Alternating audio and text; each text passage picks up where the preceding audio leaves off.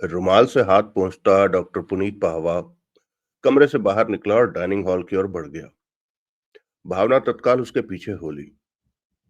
निढाल सा डॉक्टर एक कुर्सी पर ढेर हो गया। उसने आंखें बंद कर ली और लंबी लंबी सांसें लेने लगा। भावना कुछ क्षण उसके समीप ठिठकी खड़ी सहानुभूतिपूर्ण भाव से उसे देखती रही। मन ही मन उसके पेशे के प्रति उसकी निष्ठा की प्रशंसा करती रही और फिर उस कुर्सी के करीब पहुंची जिसकी पीठ पर डॉक्टर का कोट टंगा हुआ था। उसने कोट की एक जेब से डॉक्टर का सिगरेट का पैकेट और लाइटर बरामद किया। अपने होठों से लगाकर एक सिगरेट सुलगाया, फिर डॉक्टर के करीब पहुंची। उसने हौले से डॉक्टर का कंधा छुआ। डॉक्टर ने आंखें खोलकर उसकी तरफ देखा। भावना मुस्कुराई। उसने ताजा सुलगाया सिगरेट डॉक्टर के होठों से लगा दिया। Thank you. डॉक्टर सिगरेट पर काबू पाता कृतज्ञ भाव से बोला। बैठो। भावना बैठ गई। फिर बोली, 2 घंटे लगे? हाँ, डॉक्टर बोला। वो भी तब जबकि कल वाले केस की वजह से जहर का तोड़ यहाँ उपलब्ध था और वो मेरे आने से पहले तुम उन्हें पिला चुकी थी। आर्सेनिक? बिला शक। मिकदार में कमी पेशी थी, लेकिन बिला शक आर्सेनिक। भावना ने संजीदगी से सिर हिलाया। पता नहीं यहाँ क्या हो रहा है, हमारे असली पेशेंट का क्या हाल है। पता नहीं, मैं मिस्टर महाजन की ही तलाश में निकली थी, जबकि सुनील ने मुझे आवाज देकर वापस बुला लिया था। फिर आपको फोन लगा के पॉइजनिंग के नए शिकारों को फर्स्ट एड देने में जुट गई। आपके यहाँ पहुंचने के बाद से आपके साथ हूँ, इसलिए मिस्टर महाजन की सुध लेने का मौका ही नहीं मिला। अलबत्ता मैंने हाउसकीपर को कॉटेज में भेजा था, जहां से लौटकर उसने बताया कि वहां ना मिस्टर महाजन थे और ना ही मिस्टर केडिया। कहाँ गए? क्या पता।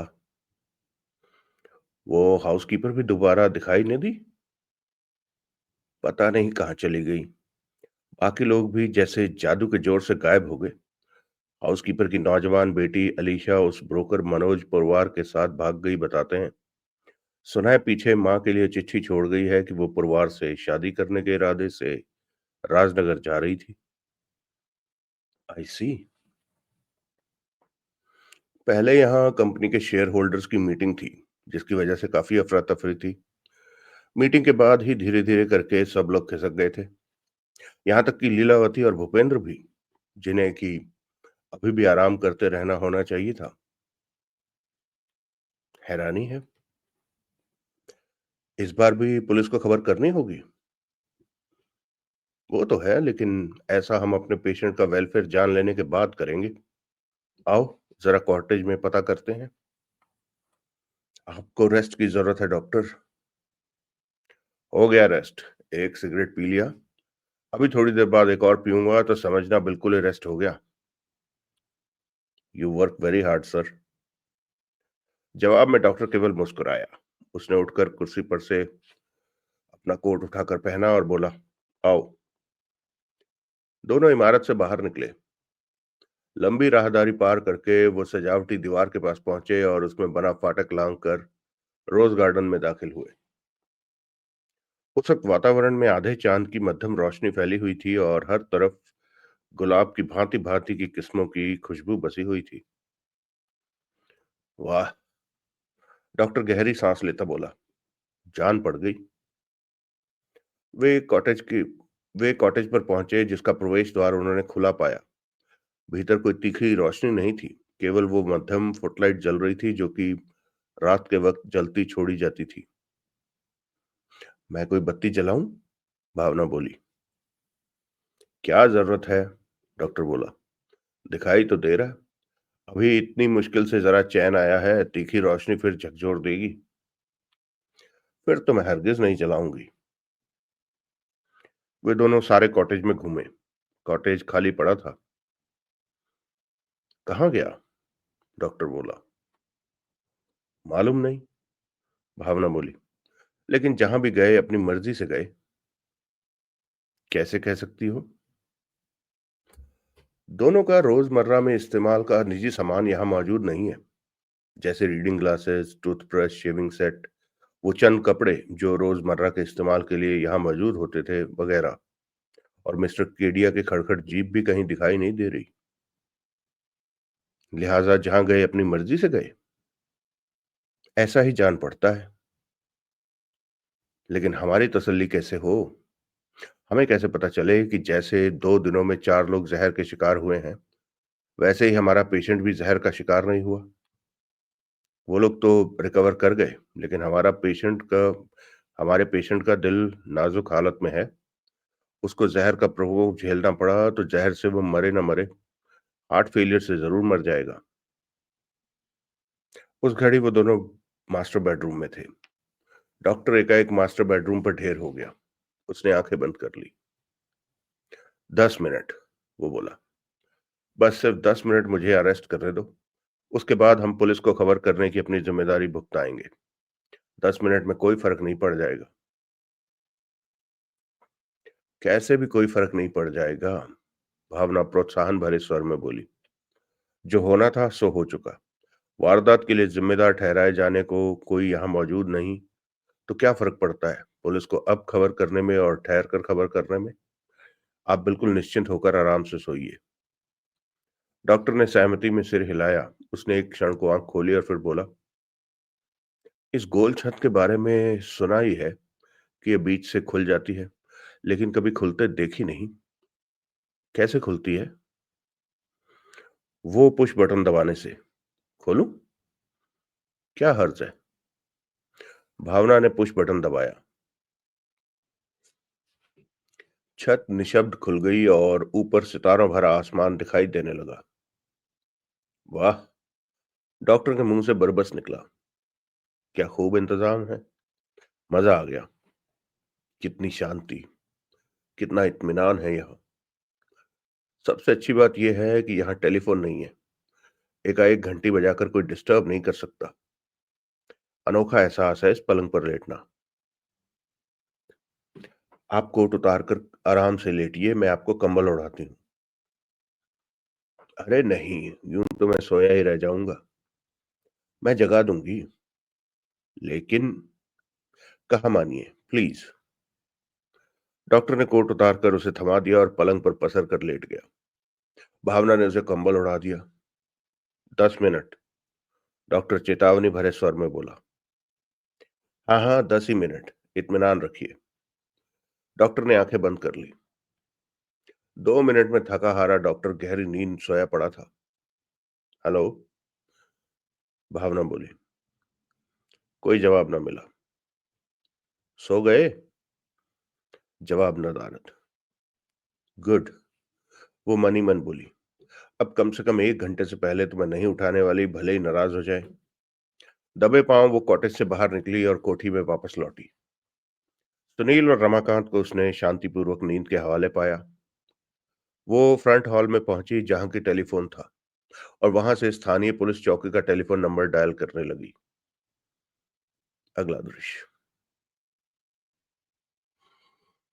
सुनील ने आंख खोली तो उसे अपने सामने एक कुर्सी पर बैठा इंस्पेक्टर प्रभुदयाल दिखाई दिया। अरे, माई बाप, आप? वो हैरानी से बोला। आप यहाँ क्या कर रहे हैं? पुलंदा देख रहा हूं। प्रभुदयाल अपलक उसे देखता हुआ बोला। क्या? जो बंध गया जान पड़ता है, तुम्हारा। यही कहा करते हो ना? सुनील ने जवाब न दिया। पंगा लेने के लिए माउंट एवरेस्ट पर चढ़ सकते हो। जो काम राजनगर में ही आराम से हो सकता था, उसके लिए देखो कहां पहुंच गए। मैं तो पहुंचा सो पहुंचा, कृपा निधान। आप बताइए, आप कैसे यहां पहुंच गए, अपना फील्ड छोड़कर? किसी जरूरी काम से झेरी आया था। चौकी में सब इंस्पेक्टर कृपाराम के साथ बैठा हुआ था, जबकि वहां यहां हुई वारदात की बाबत टेलीफोन कॉल पहुंची थी। जो ही पता चला कि वारदात के शिकार अपने रिपोर्टर साहब थे और उनका सदा शराबी यार रमाकांत था, तो सस्पेंस से मेरा हाल बेहाल हो गया। नतीजतन सब इंस्पेक्टर कृपाराम के साथ मैं भी यहाँ चला आया। यानी कि नींद के इंजेक्शन के असर में मैं कोई सपना नहीं देख रहा हूं? नहीं, मुझे आप ही के दर्शन पाने का सौभाग्य प्राप्त हो रहा है। अगर ये सौभाग्य की बात है तो हाँ। कैसा लग रहा है? क्या कैसा लग रहा है? जान जाती देखना। अब तो जान बच गई, जान पड़ती है। अब जाती देखने का क्या मतलब? चली जाती तो एक नया तजुर्बा हो जाता। कौन सा? खुद लाश बनने का। आज तक तो लाशें बरामद ही करते रहे हो। इत्तेफाक से। जहां भी कत्ल की कोई वारदात होती है वहां सुनील भाई मुल्तानी की हाजिरी जरूरी मानी जाती है। जहर अपना काम कर जाता तो तुम्हारा रिकॉर्ड सलामत रहता। अरे, रिकॉर्ड गया तेल लेने। शुक्र है खुदा का कि मैं सही सलामत हूं। तुम्हारा दोस्त भी सलामत है। फिर तो खुदा का डबल शुक्र है। टाइम क्या हुआ है? 12:30 बजे। आप कब से यहाँ हैं? आधा घंटा हो गया। घर के मालिक से मुलाकात हुई? नहीं। वजह? गायब है। जहर का शिकार होकर कहीं वो भी तो मरा नहीं पड़ा? अपनी इस प्रॉपर्टी पर तो कहीं नहीं मरा पड़ा। हम्म। कहाँ चला गया? क्या पता कहाँ चला गया। सलामत होगा तो देर सवेर लौट आएगा। नहीं सलामत होगा तो कहीं ना कहीं से लाश बरामद हो जाएगी। तुम्हारा दावा किस पर है? उसकी सलामती पर या गैर सलामती पर? इस बाबत कुछ कहना मुहाल है। इस हाउस होल्ड में तो कोई प्रसाद की तरह जहर बांट रहा है। अब क्या पता किसे प्रसाद मिले, किसे नहीं। तुम्हें तो बराबर मिला। रमाकांत को बराबर से ज्यादा मिला, क्योंकि उसकी हालत मेरे से पहले बद हुई थी। किसने किया होगा ये कारनामा? क्या पता। कब किया होगा? ये भी क्या पता। जहर चीनी में था। जहर चीनी में था। अच्छा। हाँ। किचन के साइड टेबल पर जो शुगर पॉट पड़ा था उसमें। ओह। जहर सारी शीशी जहर सारी चीनी में मिक्स नहीं था। ऊपर ही ऊपर था। किसी ने शुगर पॉट का ढक्कन उठाकर उसमें जहर डाला था। लेकिन जहर को चीनी में मिक्स करने का मौका लगता है उसे मिला नहीं। इसलिए जहर ऊपर ही ऊपर था। कैसे हो सकता है? क्या कैसे हो सकता है? एक तकलीफ करोगे माई बाप? बोलो। वो परे कुर्सी पर मेरा कोट पड़ा दिखाई दे रहा है। जरा मुझे पकड़ा दो। कोट का क्या करोगे? सिगरेट निकालूंगा। मैं सिगरेट ही निकाल देता हूँ। All the best. Thank you. Prabhudayal ने उठकर कोट में से लकी स्ट्राइक का सिगरेट का पैकेट और लाइटर बरामद किया और उसे लाकर सुनील को सौंपा। सुनील पलंग पर तकियों के सहारे ऊंचा होकर बैठ गया। कांपते हाथों से उसने एक सिगरेट सुलगाया और उसके दो लंबे लंबे कश खींचे। मुझे खूब याद पड़ता है। फिर वो संजीदा सा बोला कि चाय मुझे और रमाकांत को हाउसकीपर सोफिया ने सर्व की थी, लेकिन उसमें शुगर पॉट से लेकर चीनी हमने खुद चाय में डाली थी। उस वक्त रंजीत महाजन भी किचन में मौजूद था। मेरे सामने उसने अपनी चाय में 2 चम्मच चीनी डाली थी। उसके बाद जब हमें चाय सर्व हुई थी तो उसी शुगर पॉट में से पहले रमाकांत ने अपनी चाय के लिए 1 चम्मच चीनी निकाली थी।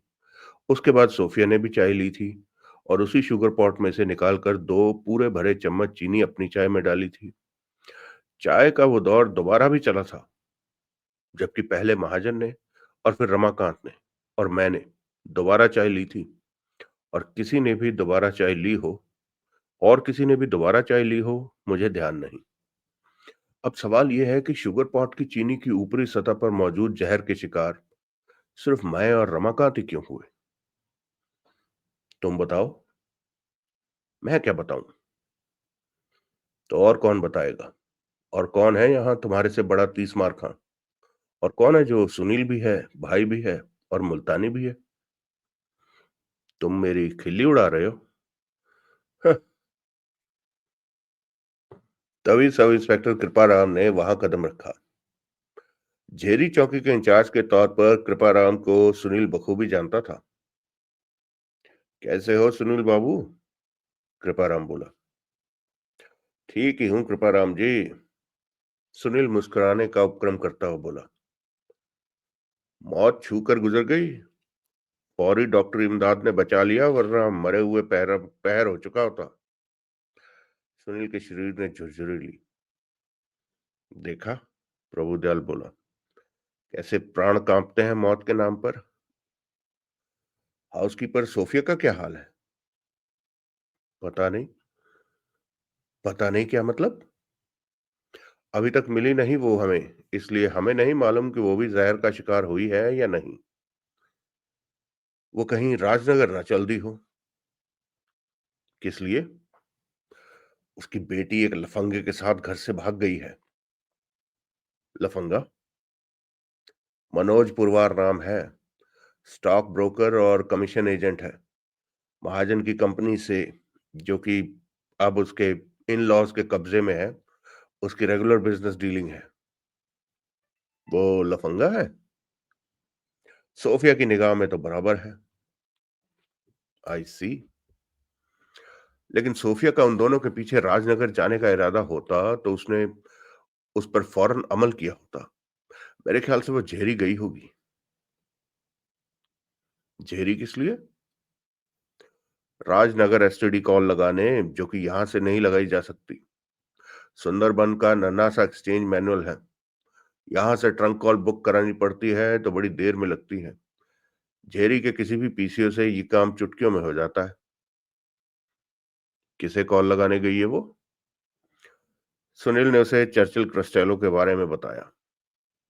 ओह, तो ये चर्चिल क्रिस्टेलो उस पुरवार नाम के शख्स को उसके नापाक इरादों से रोक लेगा?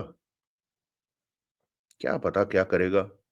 मेरा अंदाजा ही तो है मेरा अंदाजा ही तो है कि सोफिया उसे फोन करने गई होगी। शायद वो किसी और फिराक में कहीं और गई हो। और बाकी लोग? और महाजन की सास लीलावती है, और साला भूपेंद्र है। वो दोनों जहां भी होंगे अपने वकील मधुप तोशनीवाल के साथ होंगे, जो उससे आगे पीछे ही यहां से गया था। और और महाजन का दोस्त मनसुख केडिया है।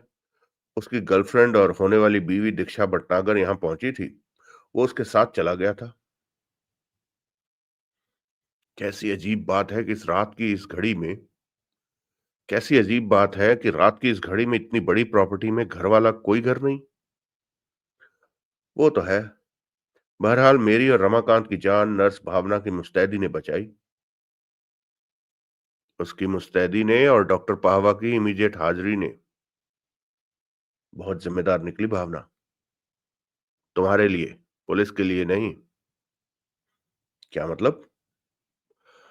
पॉइजनिंग का केस जानकारी में आते ही उसे फौरन पुलिस को फोन करना चाहिए था। बिना इस बात की तस्दीक किए कि वो पॉइजनिंग का केस था। भाई वो नर्स है, डॉक्टर तो नहीं। डॉक्टर के आने के बाद और पॉइजनिंग की तस्दीक हो जाने के बाद भी तो उसने ऐसा न किया। उसने तो अभी कोई पौना घंटा पहले टेलीफोन किया। लाइन नहीं मिली होगी। अच्छा, रात के इस वक्त लाइन नहीं मिली होगी। आगे लाइन बिजी होगी। आदत से मजबूर हो रिपोर्टर साहब। जान पर बनी है फिर भी आदत से मजबूर हो। सुंदर मुखड़ा देखा नहीं कि लगे उसकी हिमायत करने, भले हिमायत की कोई जरूरत ना हो। इस बाबत वो खुद क्या कहती है? कहती है कि पहले वो तुम लोगों की फर्स्ट एड में बिजी थी और फिर डॉक्टर के साथ बिजी थी। ठीक ही कहती होगी, डॉक्टर इस बात की तस्दीक कर सकता है। मिलेगा तो करेगा ना। क्या मतलब? वो भी गायब है? लगता है पुलिस की आमद से पहले जानबूझकर खिसक गया, ताकि उसे कोई फौरी बयान ना देना पड़े, ताकि कोई बयान देने से पहले सुबह वो मेजबान से मशवरा कर सके। खिसकेगा कहाँ? अपने घर पर ही होगा। घर पर नहीं है। हमने फोन करके पता किया। घंटी बजती है, कोई फोन नहीं उठाता। ओह। हमें हमें नर्स से सख्त शिकायत है कि उसने सब काम निपट जाने और डॉक्टर के यहाँ से चलता हो जाने के बाद पुलिस को फोन किया। तुम्हारी शिकायत नाजायज है। फोन किया तो सही आखिरकार उसने। आखिरकार किया, पहले नहीं किया। ये तो बाल की खाल निकालने वाली बात है। पहले किया होता तो हम पहले यहां पहुंच गए होते। पहले पहुंच के क्या कर लेते? कुछ तो कर ही लेते। इतने लोग खिसक गए, हम उन्हें ना खिसकने देते। वो लोग पहले ही चले गए हुए थे। डॉक्टर तो यहीं होता, अब तो वो भी खिसक गया। माई बाप, इस घड़ी तुम्हारी तवज्जो डॉक्टर की तरफ नहीं, महाजन और सोफिया की तरफ होनी चाहिए, जिन्होंने हमारे साथ चाय पी थी। और मैं और रमाकांत तो बच गए, लेकिन हो सकता है कि उन दोनों को वक्त रहते बचा लेने वाला कोई ना मिला हो। हम उनकी तलाश कर रहे हैं, कृपाराम बोला। केडिया की जीप गायब है, जो कि इस इलाके में हर जगह जानी पहचानी जाती है। जीप की गैर हाजिरी की वजह से हमारा ख्याल है कि महाजन और केडिया जहां होंगे, एक साथ होंगे। और जीप मिल जाएगी तो वो दोनों भी मिल जाएंगे। तभी एक हवलदार ने खुले दरवाजे से भीतर झांका। दोनों पुलिसियों की तवज्जो उस तरफ गई। जनाब जी, हवलदार बोला, हाउसकीपर वापस आ गई है। तबीयत ठीक है उसकी? प्रभुदयाल ने पूछा। मुझे तो चौकस ही लगी जी। उसने यहाँ की वारदात के बाबत कुछ बताया तो नहीं? उसे यहाँ की वारदात के बाबत कुछ बताया तो नहीं? मैंने तो नहीं बताया जनाब जी। अब वो कहाँ है? ऊपर अपने कमरे में गई है, बहुत थकी जान पड़ती थी। आते ही सीधे सीढ़ियां चढ़ गई। उसे फौरन यहाँ बुला कर लाओ। सो गई तो जगह जाने पर चिड़चिड़ करेगी। जी जनाब जी। हवलदार चला गया। तुम्हारा भी इस हाउसकीपर से वास्ता पड़ा होगा, पीछे प्रभुदयाल ने कृपाराम से बोला। हाँ जी सर जी, कृपाराम बोला। कल भी एन ऐसी ही वारदात इधर हुई थी। कैसी औरत है? काफी ठस्सेदार औरत है। गुवानी है। महाजन से कोई खास ट्यूनिंग है, जिसकी वजह से यहाँ उसकी हाउसकीपर बनी हुई है। वरना सुना है कि राजनगर में बड़ा कामयाब गोवानी रेस्टोरेंट चलाती थी। कब से है यहाँ? सन 99 की फरवरी में महाजन की बीवी मरी थी, उसके बाद से ही यहाँ है। यहाँ इतने लोग रहते बताए जाते हैं, जिनमें से मनोज पुरवार जैसे, मनसुख केडिया जैसे तो फैमिली का हिस्सा भी नहीं है। मालूम हुआ है वकील मधु तोशनीवाल और दीक्षा भटनागर जैसे बाहरी लोग भी हैं, जो तफरीहन कई कई दिन यहाँ ठहरते हैं। हाउसकीपर की बेटी तो उसके साथ रहती है। उसका पति फ्रैंकी डोनाटो भी लंबा लंबा अरसा यहीं पर टिका रहता है। और हाउस होल्ड का सारा खर्चा महाजन उठाता है? नहीं, हाउसकीपर कहती है कि इन लोगों का आपस में कोई पूलिंग एग्रीमेंट है, जिसके तहत खर्चा शेयर किया जाता है। आई सी। तभी दरवाजा खुला और हाउसकीपर सोफिया ने भीतर कदम रखा। अब काहे बुलाया? वो भुनभुनाई। आधी रात को कोई इधर सो ना सकता या नहीं सो ना सकता? और तुम पुलिस वाला लोग फिर इधर क्या करता? अब क्या मांगता? कल सब इंक्वायरी फिनिश तो किया? चाय पानी किचन में क्यों चला आज? प्रभुदयाल ने पूछा। तुम तुम कौन है मैन? तुम तो कल इधर नहीं था। ये मेरे आला अफसर इंस्पेक्टर प्रभुदयाल हैं, कृपाराम बोला। ये क्या मांगता है इधर? उस सवाल का जवाब मांगता है, प्रभुदयाल सख्ती से बोला, जो अभी मैंने किया। क्या? क्या बोला मैन? चाय पानी के लिए मुनासिब जगह डाइनिंग रूम होती है, ड्राइंग रूम होती है। आज वो किचन में क्यों हुआ? किचन बहुत बड़ा है, डाइनिंग रूम जितना ही बड़ा है। फिर भी किचन है। उधर भी एक छोटा सा डाइनिंग टेबल है, राउंड टेबल विद 4 चेयर्स। फिर भी किचन है, प्रभुदयाल जिद भरे स्वर में बोला। तो बोले तो? मेरे को मिस्टर महाजन ऐसा बोला। कैसा बोला? कि उनका गेस्ट को, उसने सुनील की तरफ इशारा किया, किचन में लेके आने का था, क्योंकि मिस्टर महाजन इससे सीक्रेटली बात करना मांगता था। ये उधर बेड पर क्या करता है? वो बातें बाद में, प्रभुदयाल सख्ती से बोला। पहले जो पूछा जा रहा है उसकी तरफ तवज्जो दीजिए। मैं बोला तो आपने उधर सबको चाय सर्व किया? बट ऑफ कोर्स, खुद भी पिया? यस। चीनी के साथ? जो कि साइड टेबल पर पड़े शुगर पॉट में थी? यस। आपकी तबीयत खराब हुई? काहे? यानी कि नहीं हुई? चाय से तबीयत को क्या होएगा? चीनी से? चीनी से भी तबीयत को क्या होएगा? I am not diabetic. मेरे को शुगर का full permission. No problem there. औरों को तो हुई? क्या? क्या हुआ? प्रॉब्लम? कैसा प्रॉब्लम? आपको इस बाबत कुछ नहीं मालूम? किस बाबत कुछ नहीं मालूम? सुनील और रमाकांत को जहर दिया गया था? व्हाट? जिस चाय से आपको कुछ भी नहीं हुआ था, उससे उन दोनों की हालत मरने जैसी हो गई थी। You are joking? No, I am not. Santa Maria. असहाय भाव से बाहें फैलाती सोफिया बोली, जो अभी कल हुआ वो आज फिर हो ना सकता? यस, प्रभुदयाल बोला। कैसे बचा? वैसे ही जैसे कल मां बेटा बचे, कृपाराम बोला। नर्स ने बचाया, डॉक्टर ने बचाया। Santa Maria, but poison again? पहला बार सॉल्ट शेकर में था, इस बार किधर था? शुगर पॉट में, जो कि किचन में साइड टेबल पर पड़ा था। But man, same same sugar pot से मैंने भी शुगर लिया और आपको कुछ नहीं हुआ। किधर हुआ? तभी तो इधर तुम्हारे सामने खड़ा है। वो उधर एक ही शुगर पॉट है। यस। चांदी का? दोनों तरफ हैंडल वाला? पेंट्री में?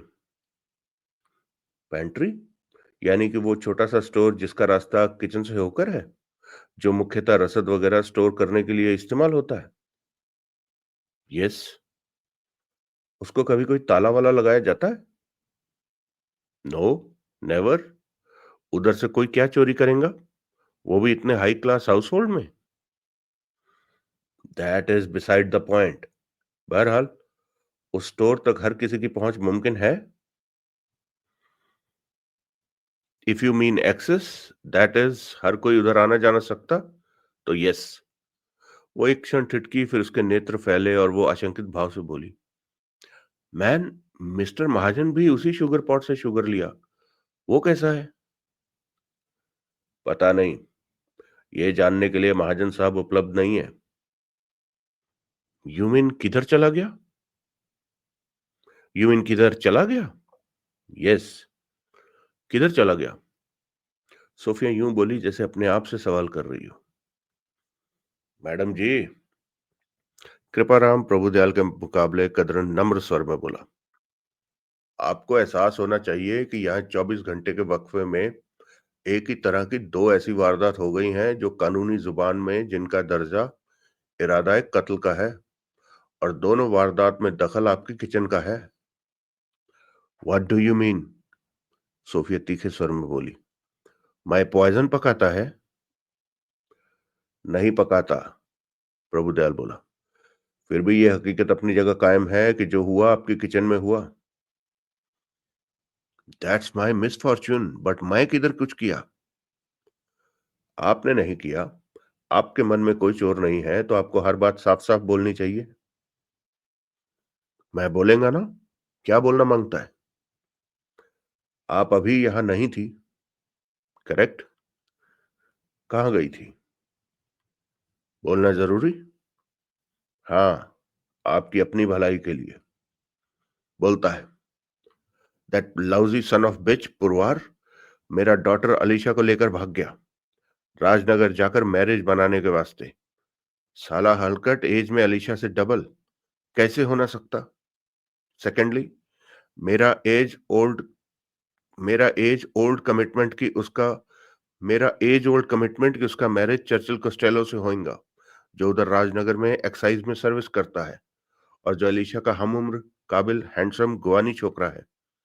जेरी जाकर मैं कॉस्टेलो को एसटीडी पर कॉल लगाया और उसको सब बोल के रखा। अब अपना कॉस्टेलो उस बास्टर्ड पुरवार को ऐसा सेट करेगा कि पुरवार कई दिन खाली गॉड अलमाइटी को याद करेगा। कॉस्टेलो बोला, ऐसा कैसा मैन कि वो पुरवार को सेट कर देगा?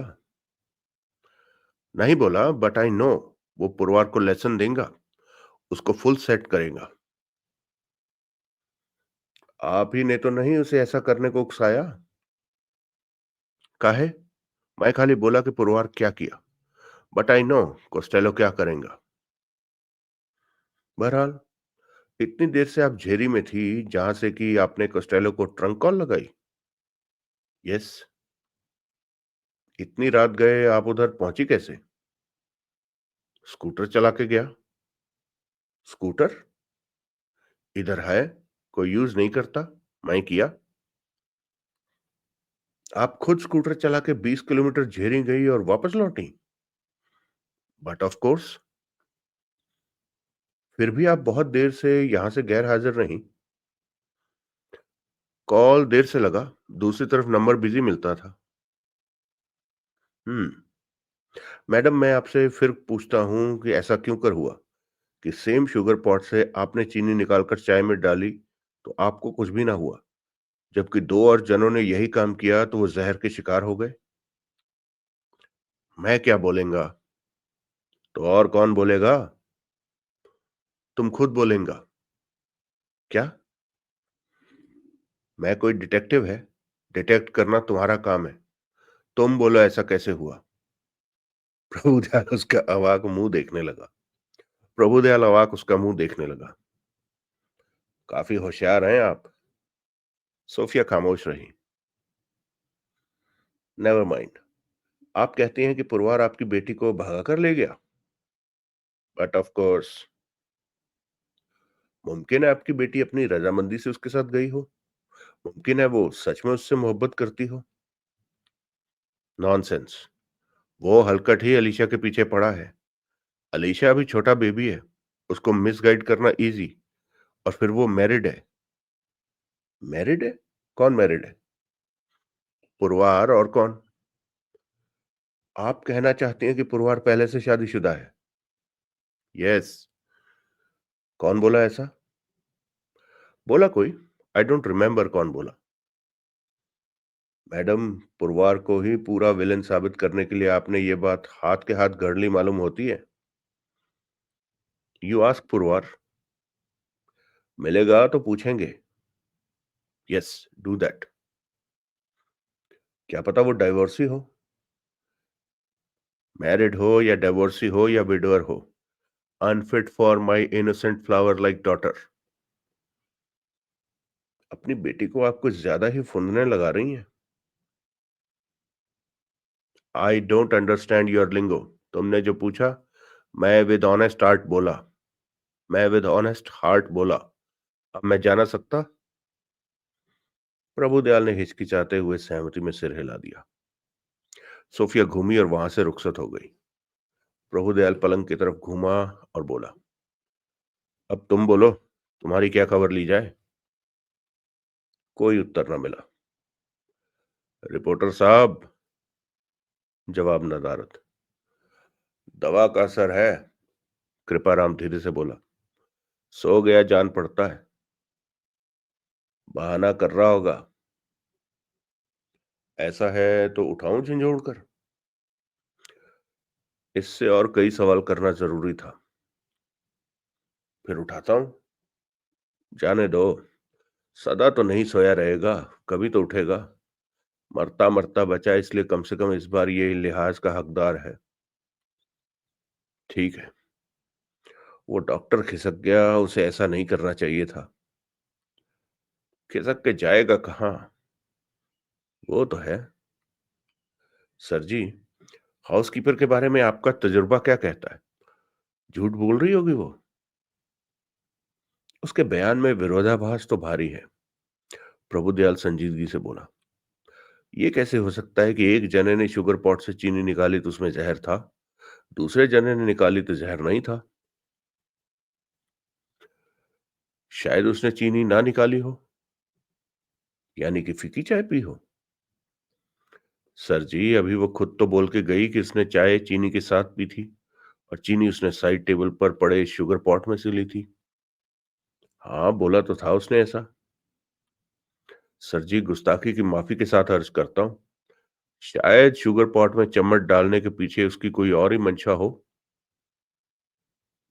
और मंशा क्या? शायद वो चम्मच के जरिए पॉट में से कुछ निकाल ना रही हो, उसमें कुछ डाल रही हो। क्या? प्रभुदयाल हचकिचाया। चीनी निकाल ना रही हो, जहर डाल रही हो। प्रभुदयाल ने हैरानी से कृपाराम की तरफ देखा। सरेआम? वो बोला। एक स्वाभाविक क्रिया के तौर पर कोई चाय का कप हाथ में लेकर शुगर पॉट के पास पहुंचेगा, उसमें चम्मच डालेगा तो यही समझा जाएगा कि ऐसा चीनी निकालने के लिए किया गया था। तब किसने ध्यान दिया होगा इस बात पर कि असल में कुछ निकाला नहीं गया था, कुछ डाला गया था। दूर की कौड़ी है कृपाराम। मुझे हैरानी है कि ऐसी बारीक बात तुम्हें सूझी। कृपाराम सम्मानपूर्ण मुद्रा बनाए खामोश खड़ा रहा। सेकंड राउंड में 4 जनों ने चाय पी। पहला महाजन, जो कि हम नहीं जानते कि जहर का शिकार हुआ है या नहीं, लेकिन जब दूसरा और तीसरा जना, रमाकांत और सुनील, जहर के शिकार हुए तो यही संभव जान पड़ता है कि पहला भी जहर का शिकार बराबर हुआ होगा, जिस बाबत की हमें देर सवेर खबर लगी जाएगी। लेकिन चौथा जना, हाउसकीपर सोफिया, जहर का शिकार ना हुआ। इस लिहाज से तुम्हारी बात में दम तो हो सकता है। जरा नवाजी का शुक्रिया सर जी। अब आगे क्या कहते हो? आप बोलिए सर जी, मैं आपके सामने क्या कह सकता हूँ। हमें जहर की तलाश करनी चाहिए। 2 दिनों में 2 बार जहर ने अपना खेल दिखाया। क्या पता खिलाड़ी के पास अपना खेल जारी रखने के लिए अभी जहर की कोई मात्रा उपलब्ध हो। कृपाराम, इस वक्त कोठी में से सब गायब हैं। जहर की तलाश में यहाँ के बाशिंदों का साजो सामान टटोलने का इससे अच्छा वक्त और कोई नहीं हो सकता। सही फरमाया सर जी, सब इंतजाम हो जाएगा। और कल दिन चढ़ने पर हमें फील्ड में भी पूछताछ करनी होगी कि क्या हाल ही में किसी ने कहीं से आर्सेनिक जहर की कोई मिकदार खरीदी थी। वो भी हो जाएगा सर जी। और तभी बाहर कहीं धाए धाए की आवाज हुई। रात की उस घड़ी के स्तब्ध वातावरण में वो आवाज बड़े जोर से गूंजी। सर जी? कृपाराम आतंकित भाव से बोला। ये तो गोली चलने की आवाज थी। हाँ, प्रभुदयाल बोला। किधर से आई? बाहर से, रोज गार्डन की तरफ से। ऊपर की मंजिल पर भड़ाक से कोई दरवाजा खुला और फर्श पर धम धम पड़ते कदमों की आवाज हुई। उधर क्या है? प्रभुदयाल बोला। एक कॉटेज है जो कि महाजन का अस्थायी आवास है। वो लौट आया जान पड़ता है। वो गोलियां चला रहा है, या शायद उस पर गोलियां चल रही हैं। आओ। दोनों बाहर को दौड़े। वो रोज गार्डन के आधे रास्ते में थे कि वातावरण में एक जनाना चीख की आवाज गूंजी। ये, कृपाराम बोला, नर्स की आवाज थी। जरूर कॉटेज में ही कोई कांड हो गया। गोली चलने की आवाज फिर हुई। कॉटेज के नीम अंधेरे में से कोई दौड़ता हुआ बाहर निकला। कौन है? कृपाराम कड़क कर बोला। मैं, जवाब मिला। भावना सूद, नर्स। ओह, क्या हुआ? गोली। भावना आतंकित भाव से बोली। गोली छत पर किसी ने चलाई। एक डॉक्टर पावा को लगी है। डॉक्टर पावा? प्रभुदयाल सकपकाया। वो कहाँ है? मैं यहां हूं। भावना के पीछे से आवाज आई। प्रभुदयाल आगे बढ़ा और उसके करीब पहुंचा। उसने देखा वो बाएं हाथ से अपनी दाई बांह थामे था। आप डॉक्टर पुनीत पावा हैं? प्रभुदयाल बोला। हाँ। आपको गोली लगी है? हाँ, दाई बांह पर लगी है, लेकिन हड्डी से नहीं टकराई, इसलिए बचाव हो गया। किसने चलाई? कहां से चलाई? पता नहीं किसने चलाई, लेकिन यकीनन मास्टर बेडरूम की फोल्डिंग छत पर से चलाई। फोल्डिंग छत? क्या मतलब? भावना ने मतलब समझाया। कोई छत पर था, डॉक्टर बोला। उसने खुली छत पर से 2 बार फायर किया। एक गोली मेरी बाह में लगी।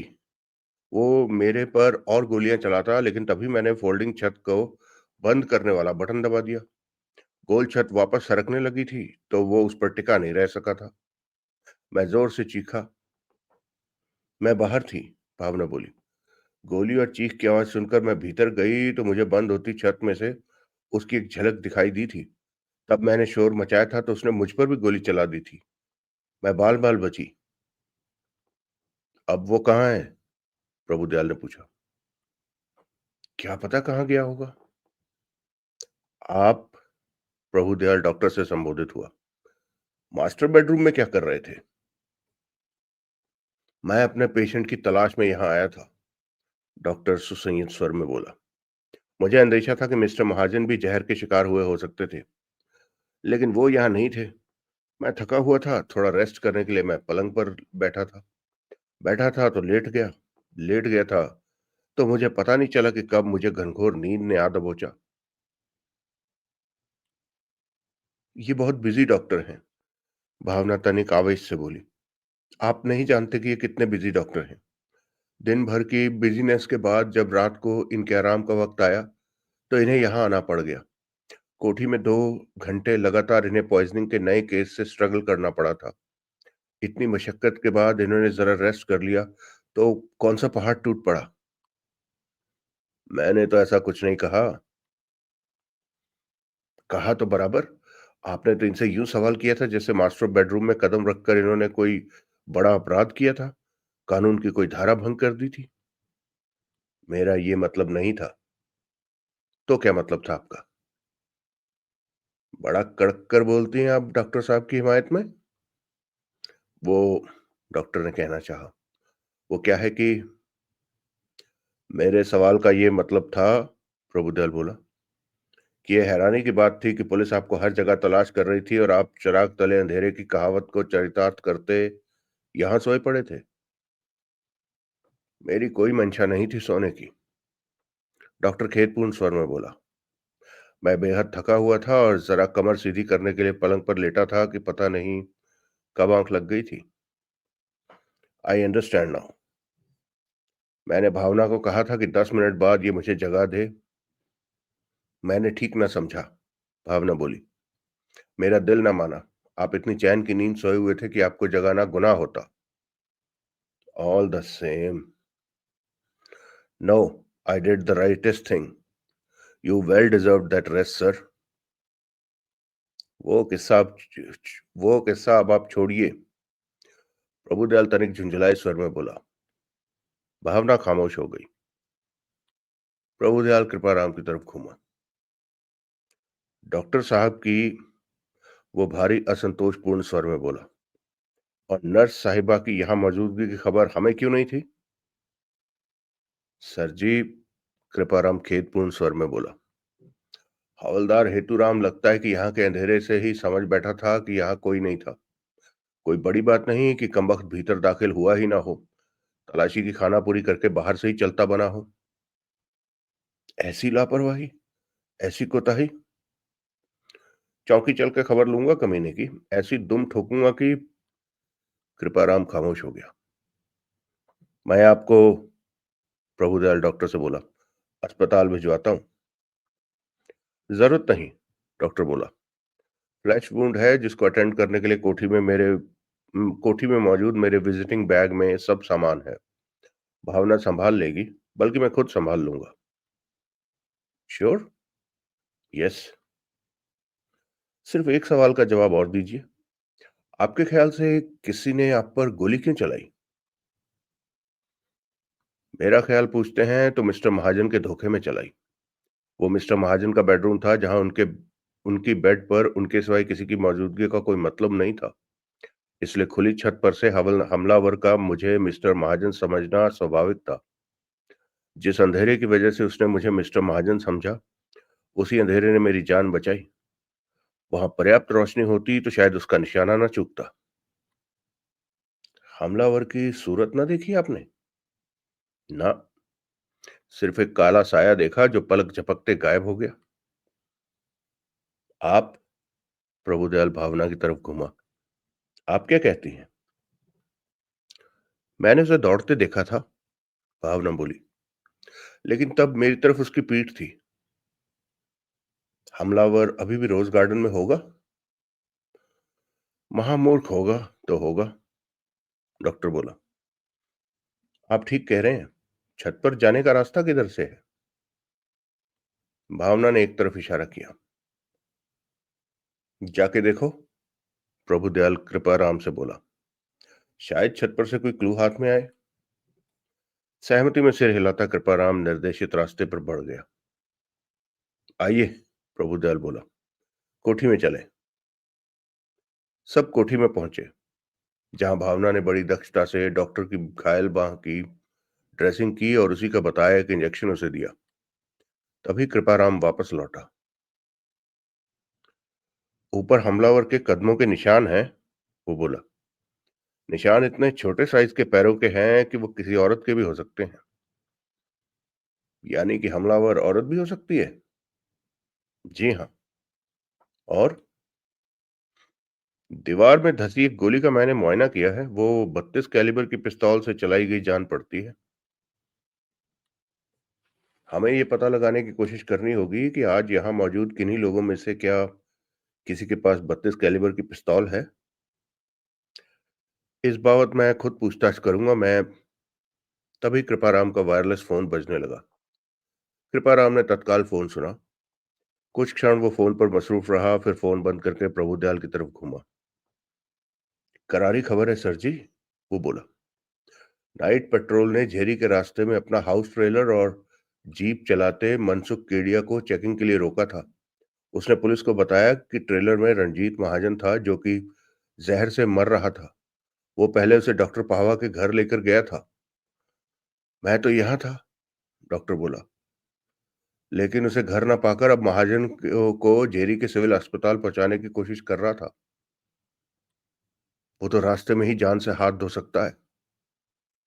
हो सकता है सर जी। जब केडिया ने उसे मर रहा था कहा था तो महाजन मर ही रहा होगा। पता नहीं कितनी बड़ी मिकदार में जहर उसके पेट में पहुंचा था। ऊपर से उसे घर उसे ऊपर से उसे डॉक्टर के घर ले जाने में टाइम जाया किया गया, और ऊपर से झेरी का 20 किलोमीटर का फासला। रास्ते में ना मरा तो पहुंच के मर जाएगा। सर जी, मरने से पहले शायद वो कोई बयान दे सके, कोई डाइंग डिक्लेरेशन जारी कर सके। इसके लिए मुझे फौरन सिविल अस्पताल पहुंचना होगा।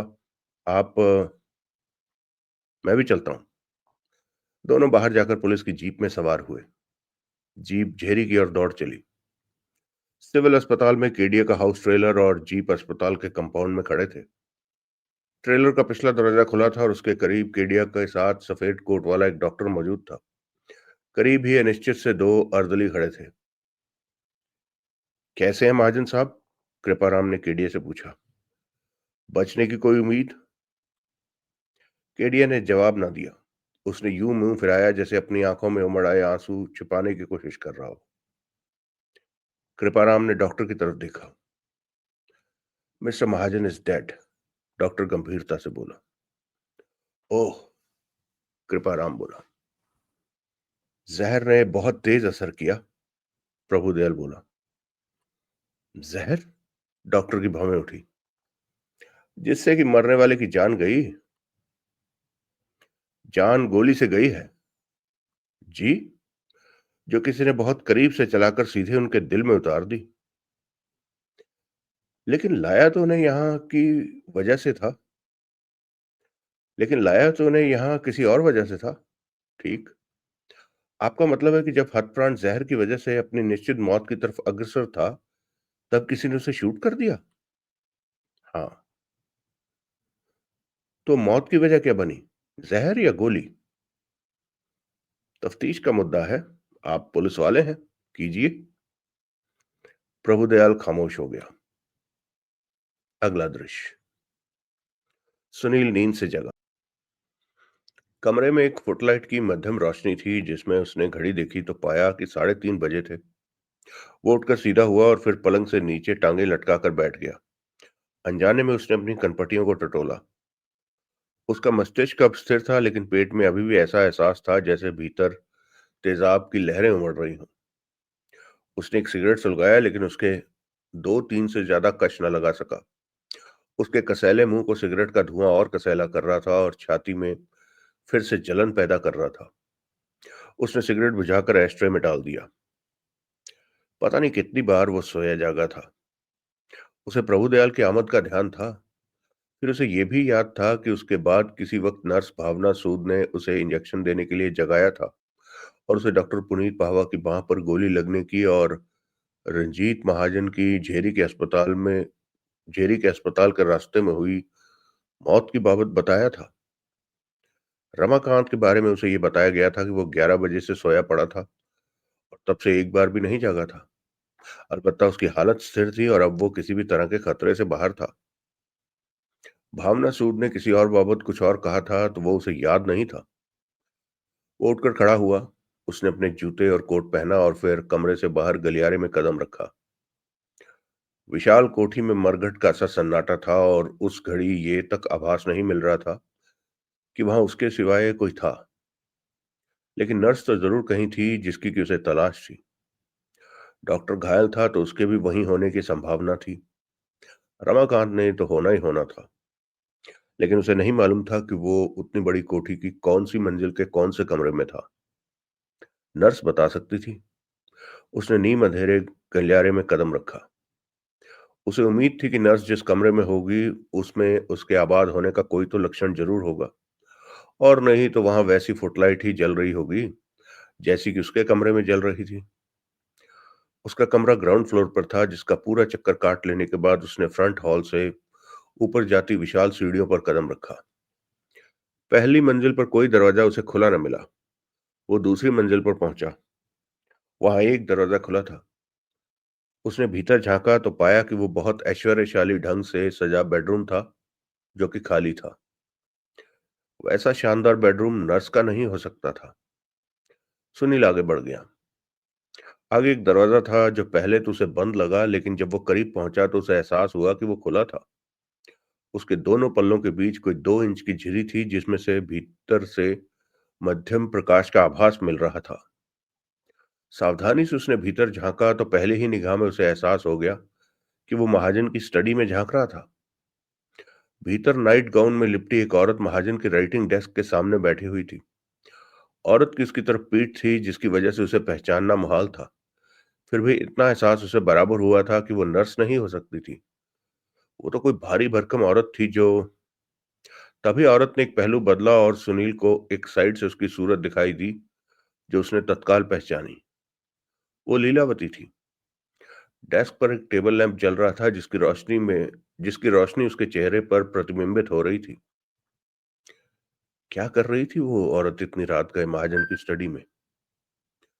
उसने फिर पहलू बदला तो उसकी फिर सुनील की तरफ मुकम्मल पीठ हो गई।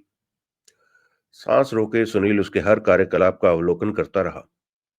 उसे उसके कंधे हिलते दिख रहे थे, कोहनियां हिलती दिख रही थी, लेकिन हाथ नहीं दिखाई दे रहे थे। थोड़ी देर बाद उसे एहसास हुआ कि वो बड़ी दक्षता से डेस्क के पिजन होल जैसे खानों को टटोल रही थी। वो अपने उस काम में इस कदर डूबी हुई थी कि उसे उस घड़ी उसे दीन दुनिया की खबर नहीं जान पड़ती थी। उस बात से प्रोत्साहित होकर सुनील ने दरवाजे के एक पल्ले को धक्का देकर सीढ़ी जरा और चौड़ी कर ली। तब उसने पाया कि वो एक खाने में से कागजात निकालती थी और उनका मुआयना करती थी, उन्हें वापस यथास्थान रखती थी और दूसरे खाने को टटोलने लगती थी। प्रत्यक्षतः उसे किसी खास कागज की तलाश थी। आखिरकार वो कागज उसे मिला। उसने उसे खोला और उसका रुख टेबल लैंप की रोशनी की तरफ करके उसे पढ़ना शुरू किया। उसकी निगाहें कुछ सत्रों पर ही दौड़ी थी कि सुनील को उसके जबड़े भिजते दिखाई दिए। अम्मा खफा हो रही थी। लीलावती ने कागज मेज पर रख दिया और अपने नाइट गाउन की एक जेब में से एक तय किया हुआ कागज निकाला और उसे सबसे ऊपरले उस खाने में रख दिया जिसमें से उसने वो कागज बरामद किया था, जिसे पढ़कर उसका मिजाज बद हुआ था। फिर उसने मेज पर पड़ा कागज वापस उठाया और उसे तय किया और कुर्सी वापस घसीटी। वो लौटने की तैयारी में थी। तत्काल सुनील दरवाजे पर से हट गया। वो जानता था कि अगर लीलावती तत्काल बाहर कदम रखती तो लंबे गलियारे में कहीं ना कहीं वो उसे जरूर दिखाई दे जाता। वो अगले पल अगले दरवाजे पर पहुंचा। उसने उसे हौले से धक्का दिया तो उसे खुला पाया। उसने खामोशी से भीतर कदम डाला।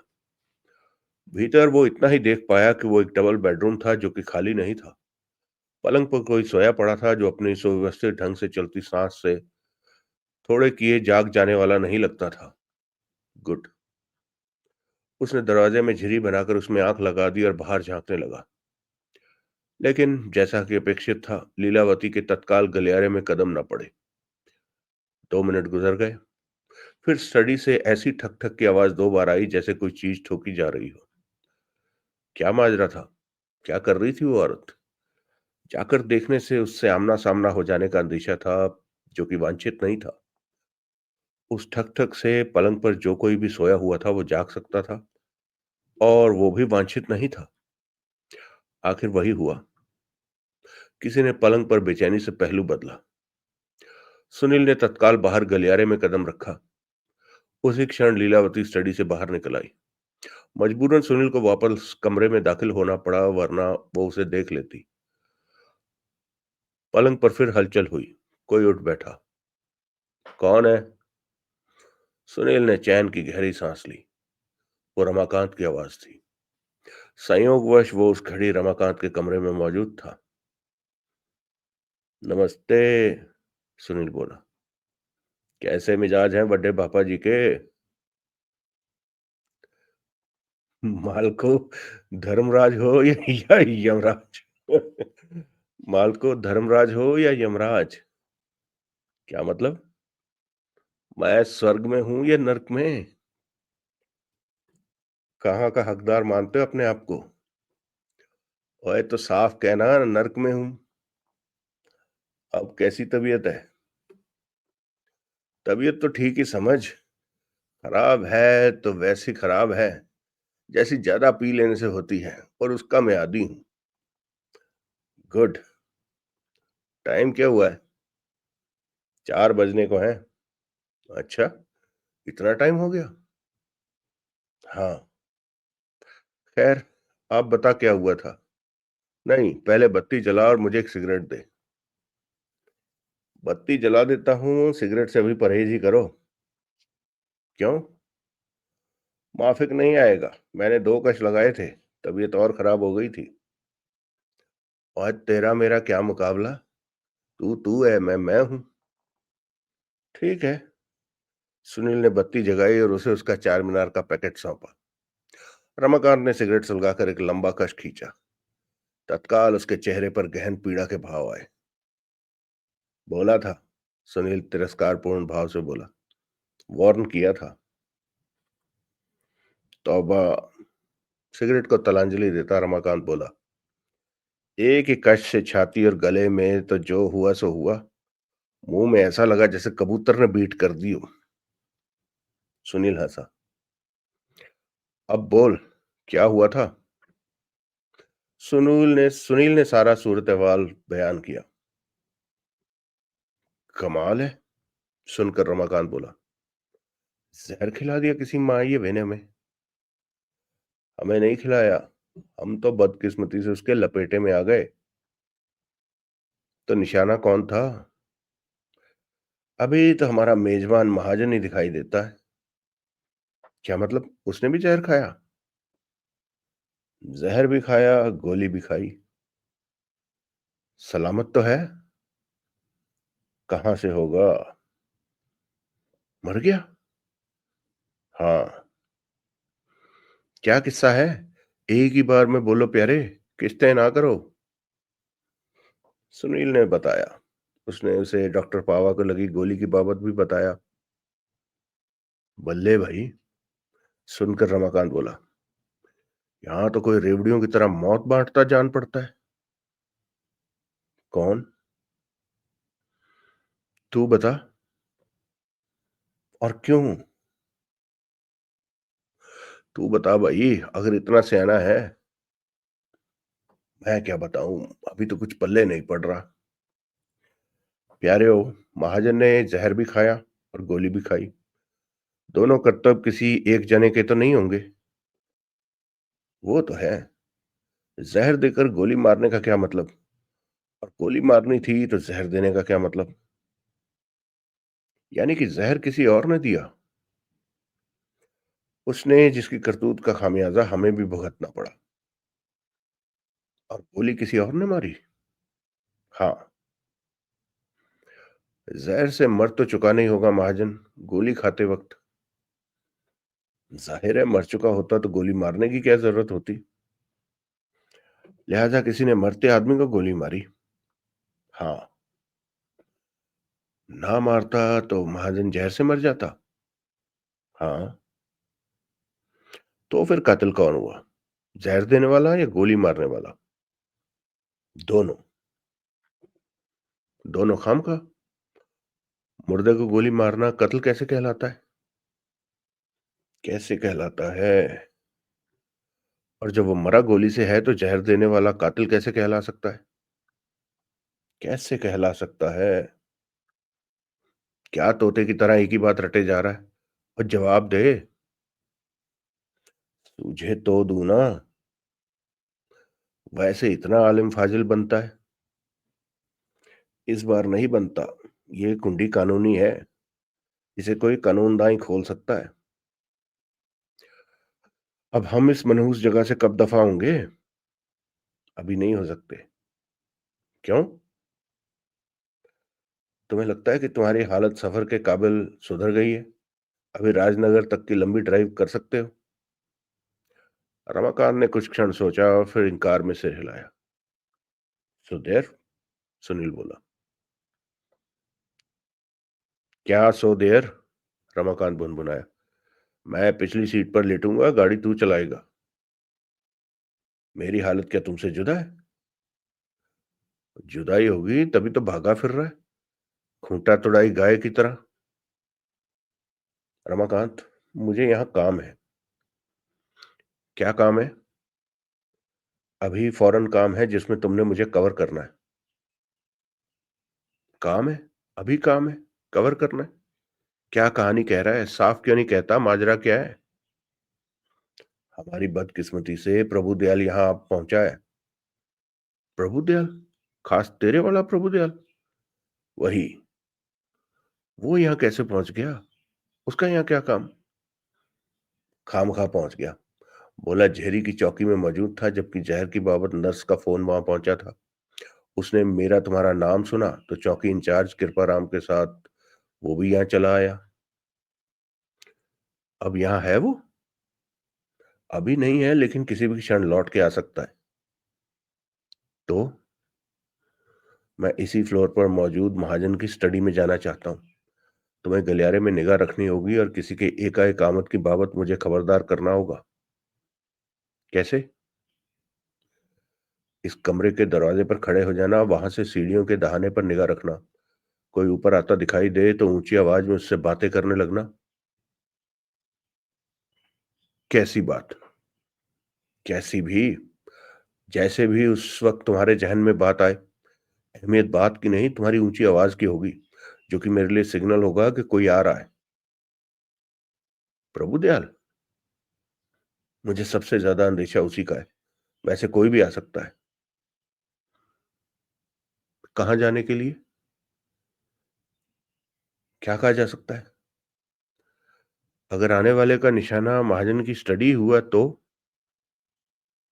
मुश्किल होगी, लेकिन अगर मुझे वार्निंग होगी तो मैं उस मुश्किल को आसान कर लूंगा।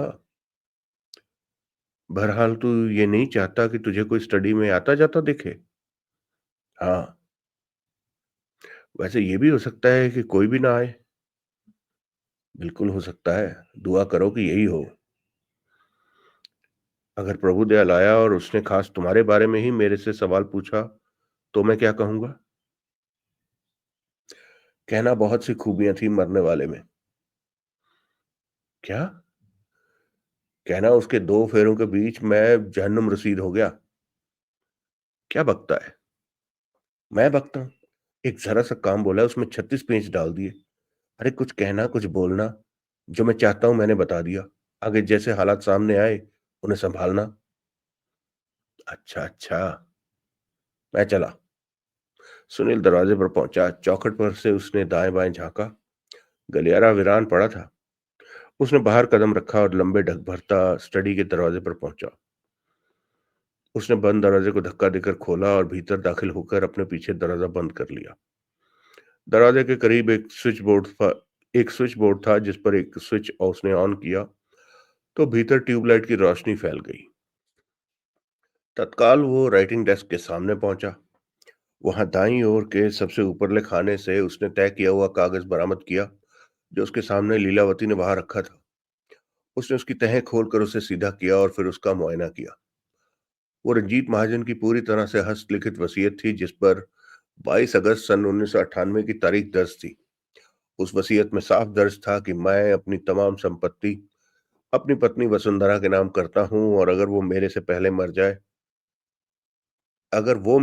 मर जाए तो भूपेंद्र चावरिया को छोड़कर वसुंधरा के कानूनी वारिसों के नाम करता हूं।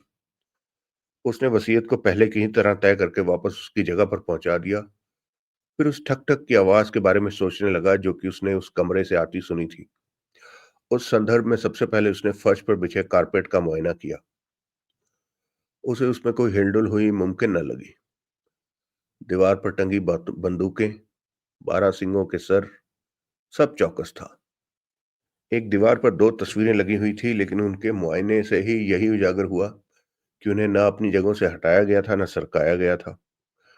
कोई नई कील भी कहीं ठुकी नहीं दिखाई दे रही थी। उसने डेस्क के सामने पड़ी कुर्सी को उलटकर उसके तले का मुआयना किया। कुछ नहीं था। झुककर डेस्क के नीचे झांका, वहां भी कुछ नहीं था।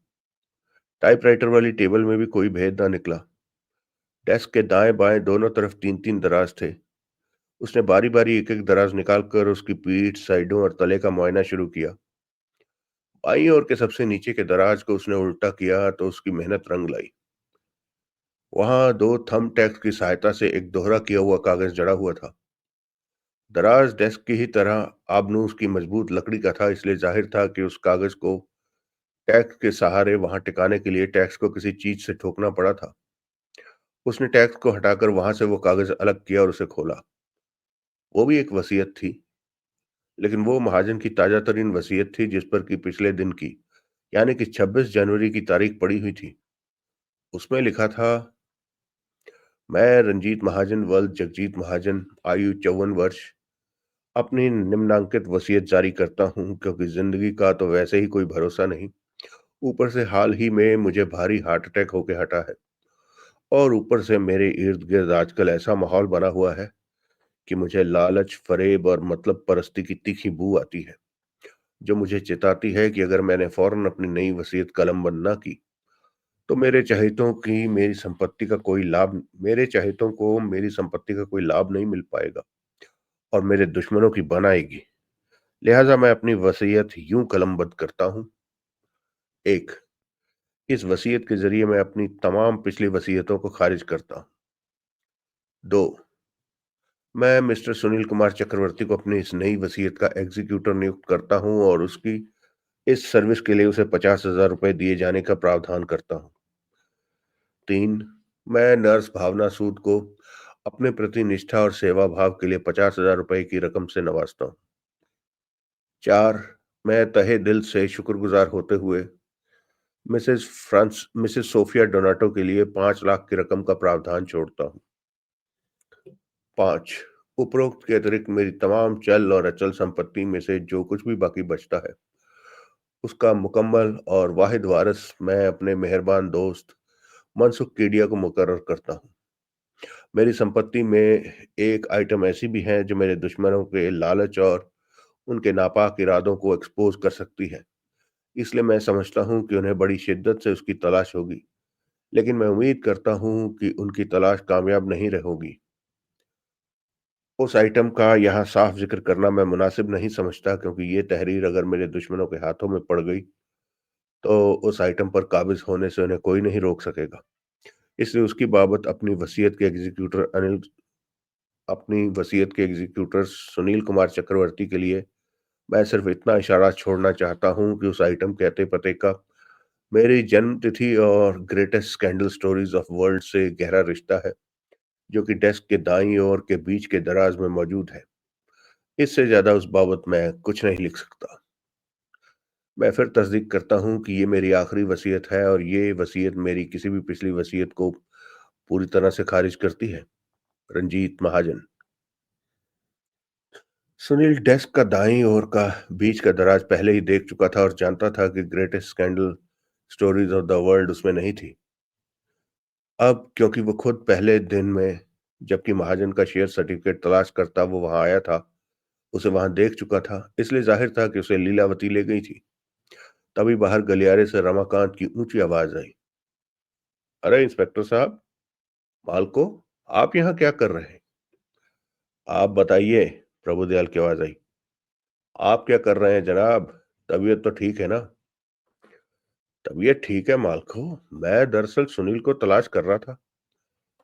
वो ग्राउंड फ्लोर के पिछवाड़े के एक बेडरूम में है। यानी कि आप और दरोगा कृपाराम जी सुनील की तलाश में नहीं है?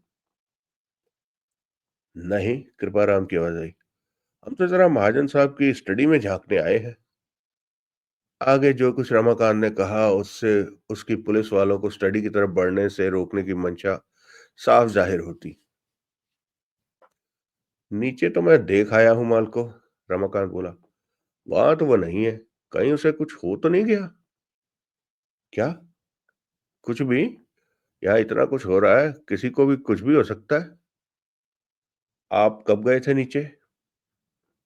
यही कोई 15 मिनट पहले। नीचे तो वो कहीं नहीं था। वो किस्सा बाद में। प्रभुदयाल का तनिक झुंझलाया स्वर सुनाई दिया। पहला काम पहले। चलो कृपाराम। सुनील तब तक नई वसीयत का कागज तय करके अपनी जेब के हवाले कर चुका था और अब तेजी से दराजों को यथास्थान पहुंचाने की कोशिश कर रहा था। लेकिन मालको, रमाकांत की आवाज आई। सुनील, अरे होगा इधर ही कहीं। प्रभुदयाल अब पूरी तरह से झुंझलाई आवाज में बोला।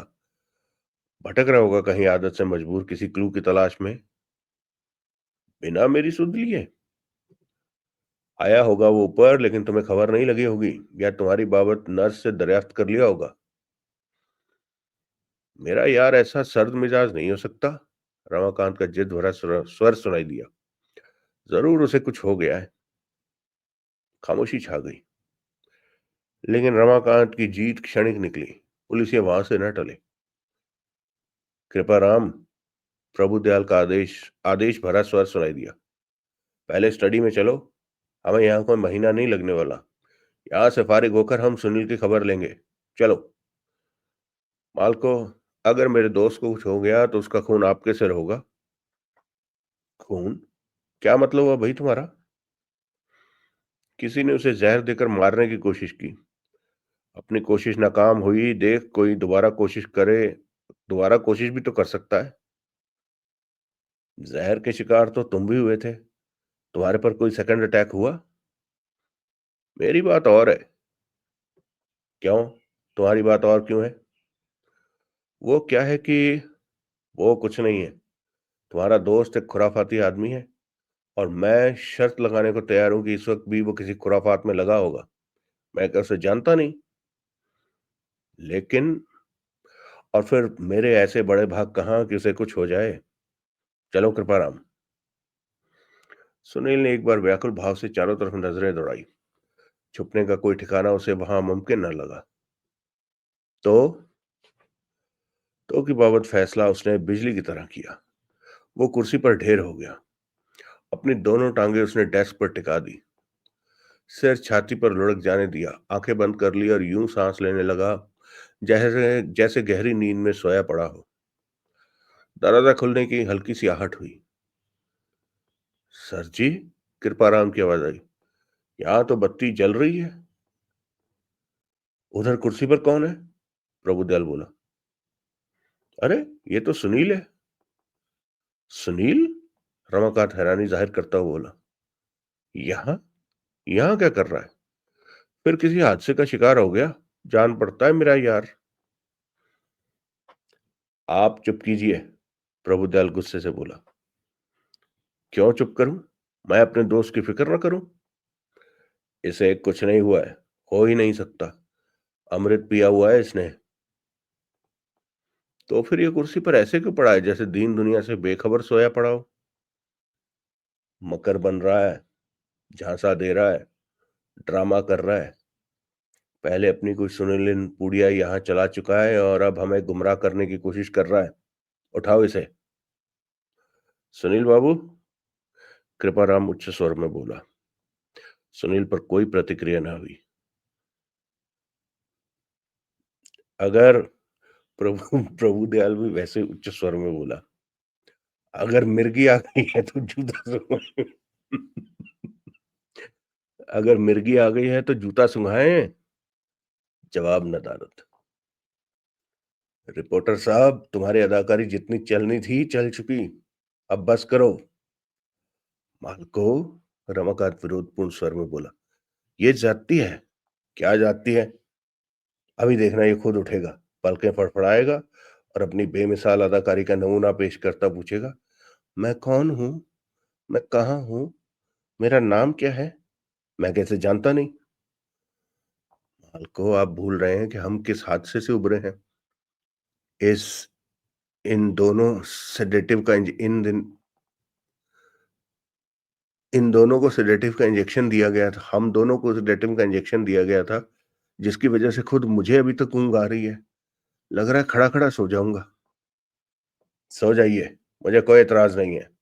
कृपाराम, इसे झिंझोड़ कर उठाओ। मालको, इतना जुल्म काफ़ी हो चुकी है यार की हिमायत। अब चुप कीजिए। कृपाराम, यहाँ क्या हो रहा है? सुनील ने वो नई आवाज़ साफ पहचानी। वो लीलावती की आवाज़ थी। ये लीलावती है, कृपाराम धीरे से बोला। कुछ नहीं हो रहा मैडम, प्रभुदयाल बोला। तफ्तीश हो रही है। आप कौन हैं? ये जवाब कृपाराम ने दिया। मेरे आला अफसर इंस्पेक्टर प्रभुदयाल है। फिर भी यहाँ क्या कर रहे हैं आप लोग? यहाँ आपका क्या काम है? ये कोठी मौका वारदात है, प्रभुदयाल बोला। यहाँ सब जगह पुलिस का काम है। लेकिन आप खुद एक मर्डर अटेम्प्ट की शिकार होकर हटी हैं, साथ में आपका बेटा भी। आप नहीं चाहती कि कातिल पकड़ा जाए, ताकि आप अपने आप को आइंदा किसी वारदात से महफूज महसूस कर सकें? वो तो ठीक है, लेकिन शायद आप ठीक कह रहे हैं। ठीक है, जो मुनासिब लगे कीजिए। Thank you. तभी गलियारे में से सोफिया की आवाज आई। अब क्या हुआ इधर? क्या फिर कोई पॉइजन केस? कुछ नहीं हुआ सोफिया, लीलावती बोली। जाके सो रहो। रमाकांत ने उस व्यवधान का फायदा उठाया। वो खुद सुनील के पास पहुंचा और उसे उसका कंधा पकड़कर हिलाया। ओए उठ जा काका बली, उठ जा मां सदके। सुनील ने हौले से तनिक पहलू बदला और होठों में कुछ बुदबुदाया। सेडेटिव का गहरा असर जान पड़ता है, रमाकांत बोला। लगता है नर्स को बुलाना पड़ेगा। ओए, ठीक तो है ना? कोई जवाब तो दे।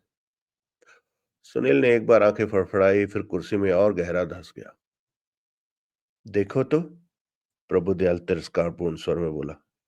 आज एक्टिंग में शाहरुख खान को पानी पिलाकर मानेगा ये? जनाब, आप मेरे यार की इंसल्ट कर रहे हैं। भड़कने का शानदार अभिनय करता हुआ रमाकांत बोला। इसकी प्रॉब्लम को समझने की जगह इसकी खिल्ली उड़ा रहे हैं। जहर ने जो किया सो किया, लेकिन अगर अब इसे कुछ हो गया तो इसकी हालत के आप जिम्मेदार होंगे। काफी ड्रामा हो गया है। मैं दुरुस्त करता हूं इसकी हालत। बाजू हटो। प्रभुदयाल ने रमाकांत को जबरन एक तरफ किया और जोर से सुनील को झिंझोड़ा। सुनील ने बड़ी मेहनत से आंखें खोली और फिर बंद कर ली। सोने दो, वो बुदबुदाया। सुनील, रमाकांत बोला, और रबदा वास्ता, होश में आजा। गवर्नमेंट नाराज हो रही है। गवर्नमेंट नाराज हो रही है। सुनील ने आंखें खोली, रमाकांत की तरफ देखा। एक क्षण पलकें यूं फड़फड़ाई जैसे उन्हें फोकस करने की कोशिश कर रहा हो। फिर बोला, रमाकांत, तुम ठीक हो ना? ओए, मैं तो ठीक हूँ वीर मेरे, तू अपनी सुना। यहाँ क्या कर रहा है? सुनील ने पूर्वतः पलकें फड़फड़ाते चारों तरफ निगाह दौड़ाई, फिर बोला, मैं कहाँ हूँ? देखा? प्रभु दयाल बोला। अभी ये भी पूछेगा, मैं कौन हूँ? मेरा नाम क्या है? सुनील, होश में आ और बता सरकार को कि यहाँ कैसे पहुंच गया। तुम्हारी तलाश में निकला था, सुनील ऊँगता अटकता बोला। तुम्हारे वाले कमरे में पहुंचा तो तुम्हें गहरी नींद के हवाले पाया। आवाज दी तो तुमने सुनी नहीं, बुलाया तो बोले नहीं। मैंने तुम्हें जबरन जगाना ठीक नहीं समझा। मैंने तुम्हारी नींद को डिस्टर्ब करना भी ठीक ना समझा, इसलिए बाहर निकल आया। मैंने तुम्हारा दरवाजा खुला छोड़ दिया ताकि अगर तुम जागते तो मुझे तुम्हारी आहट मिल जाती। मैं बाहर गलियारे में पड़ी एक कुर्सी पर बैठ गया, लेकिन वहां ठंडी हवा चल रही थी। मुझे इस कमरे का दरवाजा खुला दिखाई दिया। मैंने भीतर झांका तो पाया कि ये कोई ऑफिस था जो कि खाली था। मैं यहाँ आके इस कुर्सी पर ढेर हो गया और फिर उसके बाद शायद सेडेटिव के असर में सुध-बुध खो बैठा। और प्रभुदयाल बोला। और क्या? सुनील मासूमियत से बोला। और बस? कहानी खत्म? कैसी कहानी? जो तुमने अभी सुनाई? बंदा नवाज, मैंने कोई कहानी नहीं सुनाई, हकीकत बयान की है। Whatever I have said is God's truth. I know your God and your truth. अच्छा तजुर्बा है मुझे तुम्हारी इन हरकतों का। मैंने कोई बेजा हरकत नहीं की। किया है तो बताओ क्या किया है? तुम बताओ। तुम बताओ तुमने क्या किया है? मैं तो बता चुका हूं कि मैंने कोई बेजा हरकत नहीं की। जो कहानी तुमने सुनाई है, आई रिपीट, मैंने कोई कहानी नहीं सुनाई।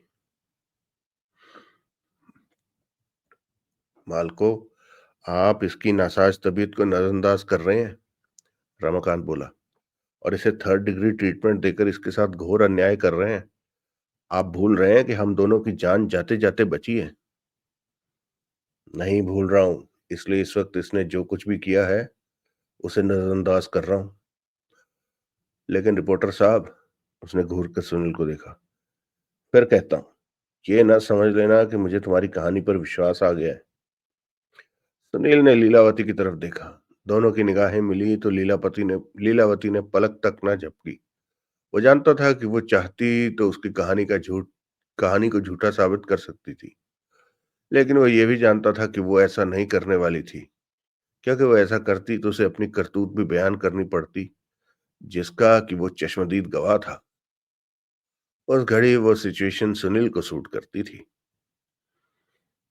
आप याद कर लो, प्रभुदयाल कह रहा था, कि तुम कौन हो, कहाँ हो, तुम्हारा नाम क्या है, और फूटो यहां से। कहाँ फूटूं? जहां तुम्हारा दिल चाहे। सुनील रमाकांत की तरफ घूमा और बोला, गाड़ी चला सकोगे? हाँ, रमाकांत बोला। तो फिर घर चलो यार, यहां तो कुछ सोने भी नहीं दे रहा। जरूर।